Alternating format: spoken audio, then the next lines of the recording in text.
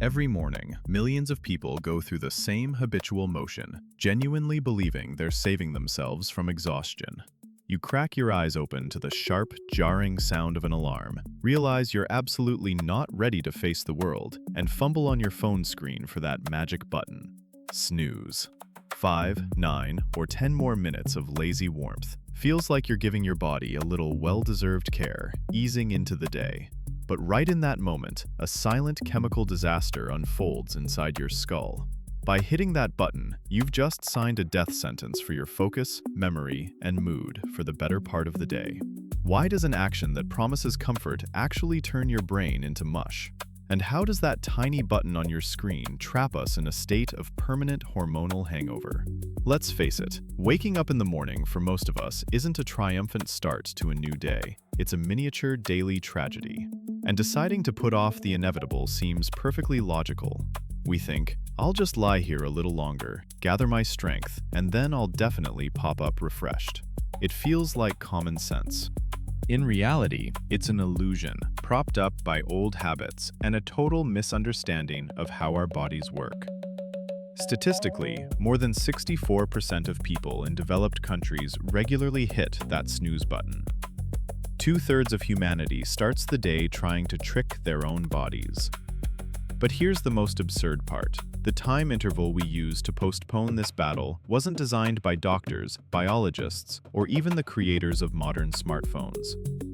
We blindly obey a random engineering workaround from the middle of the last century.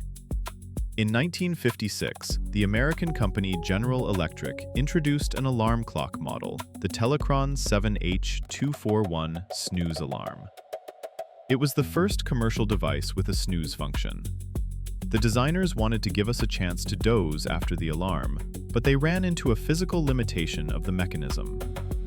The gears inside the device couldn't be set to exactly 10 minutes. They had to choose, make the interval a bit longer than 10 minutes or a bit shorter. Based on the logic that 10 minutes would let you fall back into deep sleep, they locked the interval at 9 minutes. This random technical compromise shaped a global habit.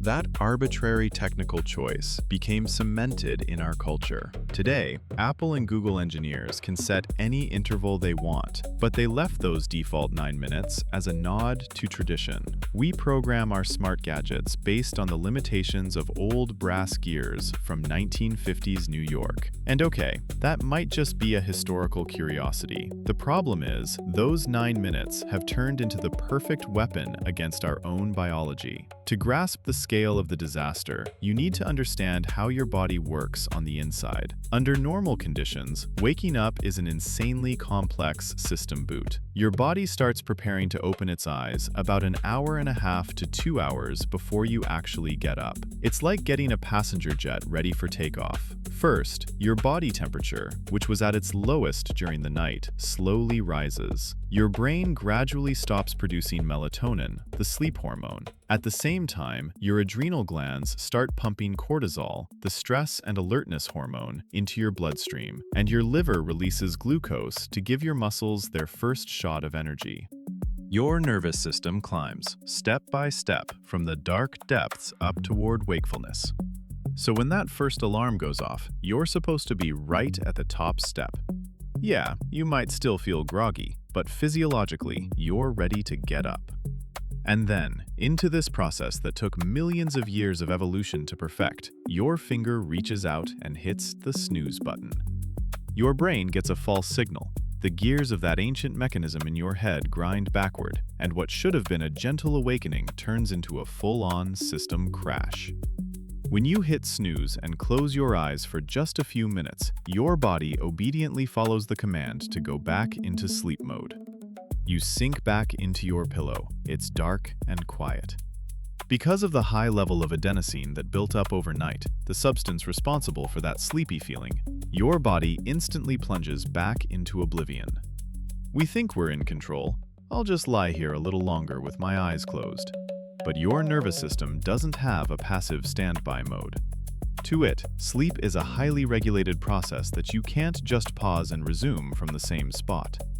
Every time you fall back asleep after that first alarm, you trigger what experts call sleep fragmentation. Normal, healthy sleep is made up of cycles, each lasting between 90 and 110 minutes. Each cycle starts with light sleep, moves smoothly into deep sleep, and finishes with REM sleep, the stage where you dream.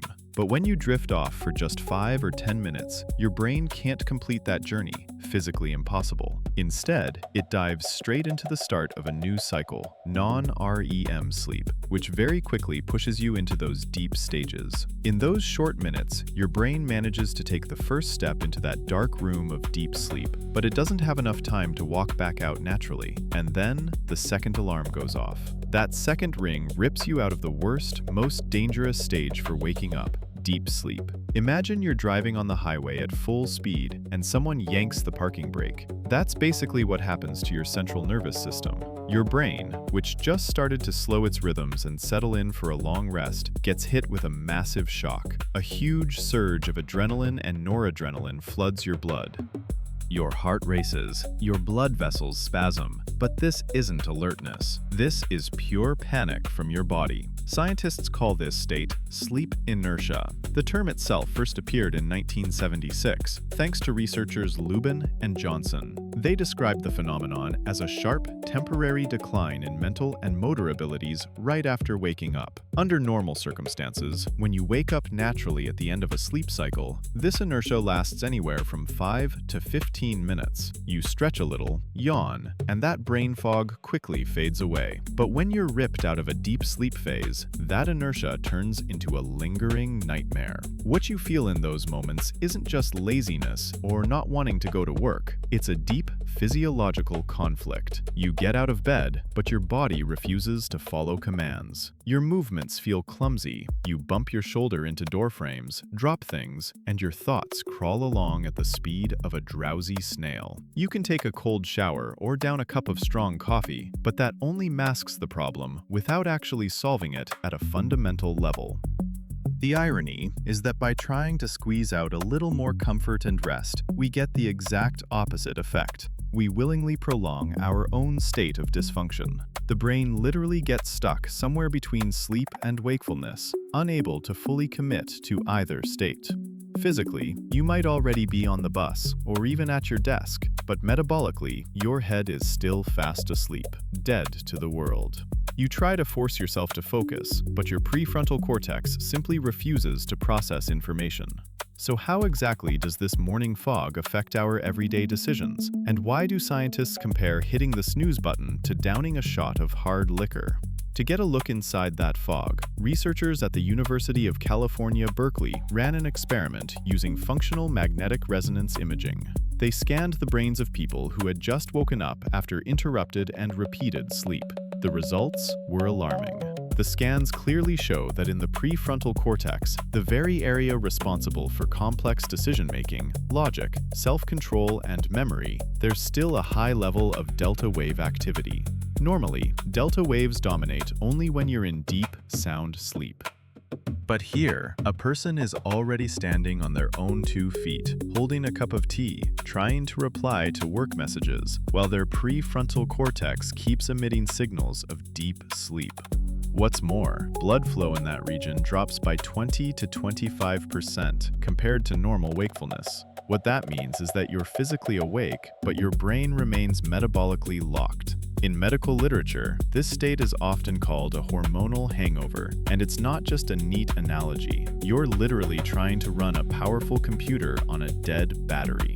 Tomography has shown that sleep inertia caused by hitting the snooze button reduces how fast you process information and how accurate your decisions are, even more than being moderately drunk. The numbers speak for themselves. That cognitive deficit is comparable to a blood alcohol level of about 0.08%, or going a full 24 hours without any sleep.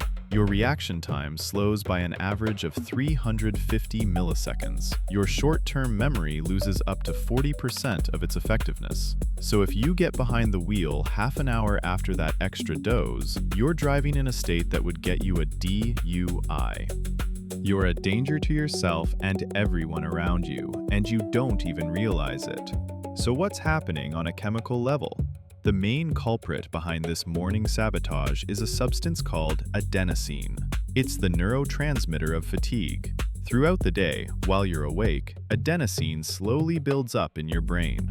It binds to special receptors on your cell membranes, gradually dialing down your alertness and creating that overwhelming urge to crash. During a full night of deep sleep, adenosine levels drop smoothly, the receptors clear out, and by the time you're supposed to wake up, its concentration is at rock bottom. When your alarm first goes off, your brain is at its cleanest, most ready-to-go state. There's practically no adenosine in the system. But the moment you hit snooze and drift off again, you make a critical mistake. Your brain interprets the warmth of the sheets and closed eyes as a command to switch back to nighttime mode, and it instantly kicks off the machinery to start pumping out more adenosine. That second alarm rings just 9 minutes later. It brutally cuts that process short, but the adenosine has already been released into your system. Worse, the sudden jolt of waking blocks its natural cleanup. So you open your eyes with a massive excess of this stuff sitting in your synaptic gaps. Your receptors get instantly jammed with fatigue molecules, and you get that crushing feeling of being wrecked. Muscle weakness, brain fog, the works. You've basically poisoned your own brain with a morning dose of chemical exhaustion just by pressing one button. This hormonal hangover doesn't last 10 minutes or half an hour. You'll be dealing with the fallout for 2, sometimes 4 hours after you finally get up.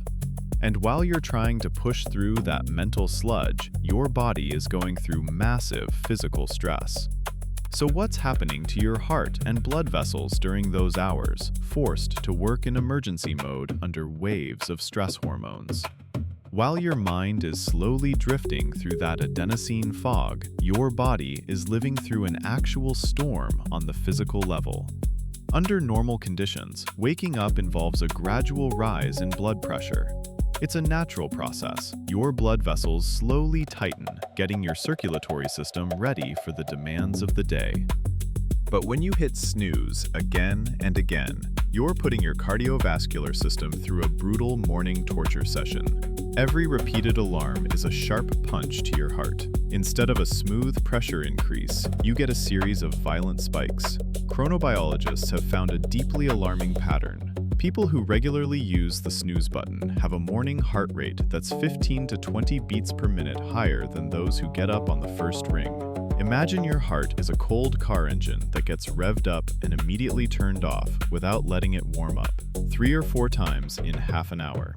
Over the long haul, this daily roller coaster causes chronic microdamage to your heart muscle and the delicate walls of your blood vessels. It's one of the hidden drivers of early hypertension and that persistent heavy feeling in your chest that we always blame on bad air quality or work stress. But our endocrine system takes an even bigger hit. From an evolutionary biology standpoint, our bodies have no concept of an alarm clock. To our ancient limbic system, any sudden, jarring, loud sound at dawn is an unmistakable signal of mortal danger. It's a predator's cry, a twig snapping under an enemy's foot, or the roar of a rock slide. The body's only response is instant activation of the sympathetic nervous system, fight or flight. A cortisol spike when that first alarm goes off is a normal evolutionary trick. It helped our ancestors jump to their feet when trouble showed up. But evolution never counted on us hitting snooze 4 times in half an hour. When that hormonal explosion repeats over and over, your adrenal glands start running on empty. What endocrinologists call morning adrenal burnout starts to set in. By noon, that hormonal chaos hits you hard. Your blood sugar crashes, the cortisol wave fades, and you're hit with a sudden, overwhelming crash in energy. You desperately need crutches, massive doses of caffeine, energy drinks, or simple carbs. You grab a sweet pastry or a third espresso just to make it through the evening, unaware that you drained your own energy reserves back at 7 in the morning. On top of all this, there's the slow, steady destruction of your internal body clock. That's run by the suprachiasmatic nucleus in your hypothalamus. This internal conductor uses external cues to coordinate all your organs. When your alarm rings, but you stay in bed, your brain loses the clean link between the signal to act and the action itself. The conductor starts losing the beat. Your circadian clock gets confused. It becomes harder and harder for your body to figure out the right time to fall asleep at night. You develop a kind of hidden insomnia. You toss and turn until 2 in the morning, not understanding why sleep won't come. That closes the perfect vicious circle. You can't fall asleep on time. You wake up groggy. You keep hitting snooze. You deepen sleep inertia. You burn out during the day, and you're back to lying awake at night. We've voluntarily locked ourselves into this trap. But the strangest part is that the very rules we ignore in our own bedrooms are written into strict safety protocols in some professional communities. In aviation and the space industry, a short morning nap can cost lives. When it comes to human performance at the edge, those 9 minutes of morning weakness become a critical threat. In aviation and the space industry, the phenomenon of sleep inertia is monitored with extreme, unforgiving precision. NASA's flight rules strictly forbid pilots and mission operators from taking short naps before starting their shift. Here's the hard rule: no more fragmented sleep sessions shorter than 40 minutes. Why 40? NASA's sleep experts know something we ignore every single morning. If you doze off for 15, 20, or 30 minutes, your brain will inevitably slip into deep sleep, but it won't finish the cycle. Waking up from that state will hit you with a severe cognitive crash. For the first half hour after waking, you literally lose the ability to respond to emergencies. In a cockpit or at a nuclear plant, those 30 minutes could cost hundreds of lives. Aviation history is full of cases where pilots who napped in short bursts during long flights made critical mistakes after waking up. Sleep inertia made them misread instruments, lose spatial awareness, and make bad calls. Their brains were still asleep while they were flying the plane. And we do the exact same thing when we hit snooze and then jump behind the wheel or dive into demanding work. Let's take off the rose-tinted glasses and call it what it is. Those 5, 9, or 15 minutes you steal from your alarm every morning have zero restorative value. They don't rest your body. They don't repair cells, consolidate memories, or relieve fatigue. It's a completely destructive behavior pattern that turns natural waking into a brutal neurochemical shock. When you hit snooze, you're consciously choosing to prolong your own cognitive deficit. You're volunteering to spend the first half of your day with a foggy mind, slowed reactions, and irritability that didn't have to be there. We're paying way too high a price for the illusion of comfort. We trade our health, productivity, and mood for 9 minutes of restless, broken half-sleep. It's a deep philosophical paradox of modern life. We buy orthopedic mattresses, sleep trackers, and herbal teas trying to perfect our rest. But at the most crucial moment, when the night ends and the new day begins, we break that whole complex system with one gentle tap of a finger. We try to bargain fake morning minutes out of time, paying with the real quality of our lives. Maybe next time your phone chirps you awake, pause for a second with your hand over the screen. Look at that button, not as a lifeline, but as a trap trying to steal your upcoming day. True self-care isn't about extending sleep in emergency mode. True self-care is having the courage to open your eyes, get up, and greet the morning with your mind fully online. After all, 9 minutes of morning illusion aren't worth spending the rest of the day running at half power.